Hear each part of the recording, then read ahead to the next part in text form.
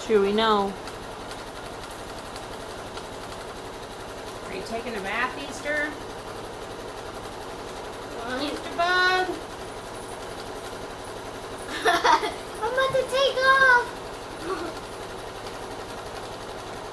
She's preening and she's about to take off her feathers. She's preening? Yeah, she's going like this. Rip off my feather. Rip.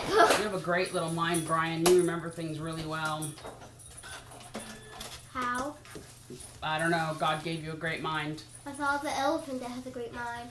You got a great mind from your mom and dad. I thought it was the elephant that. That was my eye, Easter. I thought that was the elephant that gave Chewy, leave her. Now that's hard to see. Easter. He's alright, Brian. He's being a very good boy.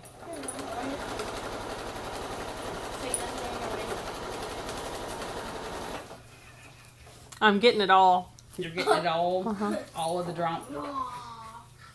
Listen. My new hat. Yeah, you can take off. So Mom, when we get this horse but broke, don't take off the feathers. if we get this horse broke to drive, you can just play sewing machine noises Ow, and show me Hey. your hat for your fancy driving class, or going to the Kentucky Derby.